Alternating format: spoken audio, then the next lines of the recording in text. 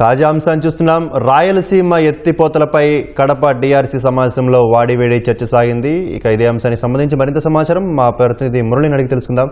మురళి, అసలు ఈ కడప డిఆర్సీ సమావేశంలో ఎలాంటి చర్చ జరిగింది? ఆ చర్చలో వాదోపవాదాలపై తాజా వివరాలేంటి? చందు, కడప కలెక్టరేట్ లో కొద్దిసేపటి క్రితం జరిగినటువంటి డిఆర్సీ సమావేశంలో తెలుగుదేశం ఎమ్మెల్యేలు, వైసీపీ ఎమ్మెల్యేలు, ఎంపీల మధ్య తీవ్ర స్థాయిలో వాదోపవాదాలు జరిగాయి. ప్రధానంగా రాయలసీమ ఎత్తిపోతల పథకం అంశం పైన రెండు పార్టీలకు సంబంధించినటువంటి ఎమ్మెల్యేల మధ్య వాగ్వాదాలు కొనసాగాయి. తొలిసారిగా కూటమి ప్రభుత్వం అధికారంలోకి వచ్చిన తర్వాత తొలిసారిగా డిఆర్సీ సమావేశానికి కడప ఎంపీ వైఎస్ అవినాష్ రెడ్డి ఇవాళ హాజరయ్యారు. ఆయనతో పాటు ఇద్దరు ఎమ్మెల్యేలు, వైసీపీ ఎమ్మెల్యేలు, ముగ్గురు ఎమ్మెల్సీలు సమావేశానికి హాజరయ్యారు. జిల్లా ఇన్ఛార్జి మంత్రి సవిత ఆధ్వర్యంలో టీడీపీ ఎమ్మెల్యేలు, జిల్లా కలెక్టర్ అధికారులందరూ కూడా సమావేశానికి హాజరైన కాసేపటికే ఈ అంశం పైన, రాయలసీమ ఎత్తిపోతల అంశం పైన ప్రధానంగా ఎంపీ అవినాష్ రెడ్డి లేవనెత్తారు.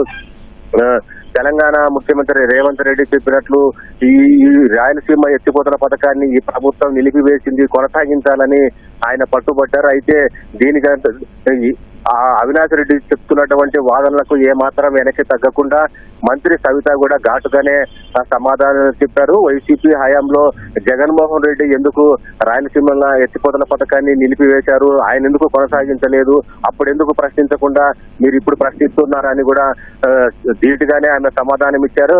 అయితే గతంలో వైసీపీ హయాంలో 950 కోట్ల రూపాయలు రాయలసీమ ఎత్తిపోతల పథకానికి ఖర్చు పెట్టారు. మిగిలిన భాగాన్ని ఈ ప్రభుత్వం కొనసాగించాలి, రైతుల పక్షాన మాట్లాడుతున్నామని అవినాష్ రెడ్డి చెప్పారు. అయితే గతంలో ఎందుకు మీరు పూర్తి చేయలేదు, కడప జిల్లాకు సంబంధించినటువంటి ముఖ్యమంత్రిగా ఉండి కూడా ఈ ప్రాంత రైతుల్ని ఎందుకు విస్మరించారు, మీరే ఈ రాయలసీమ ఎత్తిపోతల పథకాన్ని వైసీపీ ప్రభుత్వంలోనే నిలిపివేసి ఇప్పుడు రాజకీయ లబ్ధి కోసం దీన్ని భుజాన వేసుకోవడం మంచిది కాదని చాలా ఘాటుగానే మంత్రి సవిత వ్యాఖ్యానించారు. అయితే టీడీపీ ఎమ్మెల్యేలు కూడా మంత్రికి మద్దతుగా రావడంతో చేసేది లేక వైఎస్ అవినాష్ రెడ్డి సమావేశం నుంచి ఎమ్మెల్యేలు, ఎమ్మెల్సీలను కూడా తీసుకొని బాయ్కాట్ చేస్తున్నామని కూడా బయటకు వచ్చేశారు. బయట మీడియా సమావేశంలో కూడా ఇదే అంశాన్ని పైన మాట్లాడారు. ప్రధానంగా ఈ రాయలసీమ ఎత్తిపోతల పథకం పైన మేము ఈ వైఎస్ఆర్ కాంగ్రెస్ పార్టీ తరఫున ఉద్యమం చేస్తాము, ఈ ప్రభుత్వం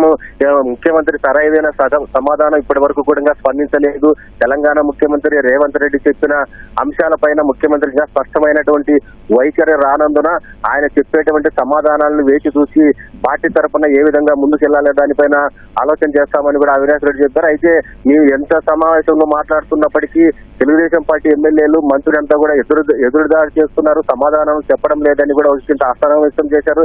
అయితే సమావేశంలో మాత్రం చాలా వాడివేడిగానే సమావేశం కొనసాగింది. వైసీపీ ఎమ్మెల్యేలు, ఎంపీలు, ఎమ్మెల్సీలు ఇచ్చేటువంటి ప్రశ్నలకు ఏ మాత్రం వెనక్కి తగ్గకుండా ఒక్క మంత్రి సవిత చాలా ధీటుగానే అన్ని అంకెలతో, గణాంకాలతో సహా రాయలసీమ ఎత్తిపోతల పథకం ఎన్ని టీఎంసీలు రాయలసీమకు అవసరమవుతాయి, ఎప్పుడు ఇది ఆపివేశారు, ఏ తేదీలో నిలిపివేశారు, జగన్ చేసినటువంటి కుట్రలేంటి అనేది కూడా మొత్తం సమావేశంలో సుదీర్ఘంగా మంత్రి సమాధానం ఇచ్చారు. దీంతో గత్యంతరం లేని పరిస్థితుల్లోనే YCP MP Avinash Reddy, party ఎమ్మెల్యేలందరూ కూడా బయటికి రావాల్సినటువంటి పరిస్థితి వచ్చింది. చందు, రైట్, ధన్యవాదాలు మురళి.